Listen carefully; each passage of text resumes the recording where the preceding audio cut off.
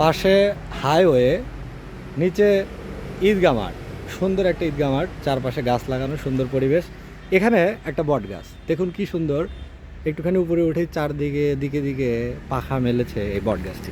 সেই বট গাছের পাশে এখানে একটু শীতলতা উপভোগ করার জন্য, ছায়া উপভোগ করার জন্য এখানে একটি বাঁশের চড়াট পাড়া হয়েছে বা পাতা হয়েছে।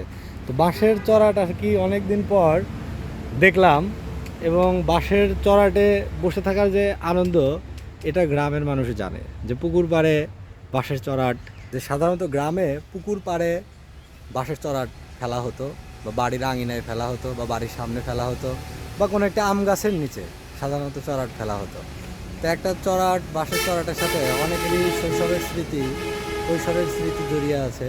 এখন আজকাল তো মানুষের আর সেই সময় নেই, সবাই খুব বেশি ব্যস্ত, পৃথিবীটাই এত বেশি ফাস্ট হয়ে গেছে, দ্রুতগামী হয়ে গেছে, যে অবসর কাটানোর মতো এবং সময়কে উপভোগ করার মতো, বসে থেকে সময় উপভোগ করার মতো সময় বোধহয় কারোই নেই।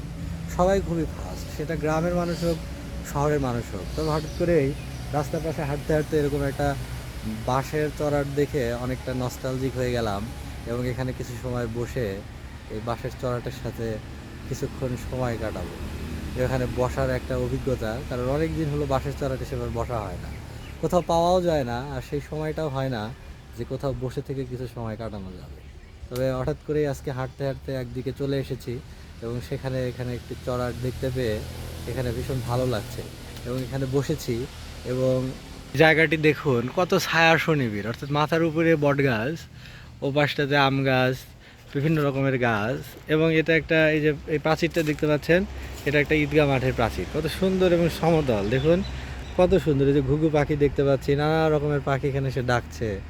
এখানে এটা পাখিদের একটা অভয় আশ্রম হয়েছে, যেহেতু আশেপাশে মনুষ্য নেই, মানুষ বসবাস করে না এখানে, এটা কোনো বাসিন্দাদের এলাকা না, এটা একান্তই প্রকৃতির ভিতরে একটি জায়গা।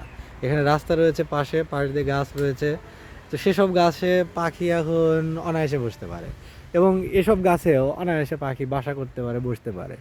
এরকম জায়গা আসলে দিনে দিনে কমে যাচ্ছে, এবং শহর যেভাবে গ্রামে, এবং শহর আসলে যেভাবে গ্রামে হানা দিচ্ছে, বোধ হয় মনে হচ্ছে যে এই শহরের যে গ্রামকে গ্রাস করার যে প্রবণতা বা যে সংস্কৃতি যেটি বর্তমানে শুরু হয়েছে, এভাবে যদি চলতে থাকে তাহলে বোধ হয় ওই বলা হয় না, আমরা কোথায় যেন দেখলাম যে গ্রাম হয়ে যাবে শহর, অর্থাৎ ধীরে ধীরে গ্রাম আর গ্রাম থাকবে না, গ্রামে শহর প্রবেশ করবে, এবং শহরের সংক্রমণে গ্রাম সংক্রামিত হয়ে যাবে, এবং শহরের যেসব অসুখ রয়েছে বা সুবিধাও রয়েছে, সেই সব কিছুই ধীরে ধীরে গ্রামকেও দখল করে নেবে।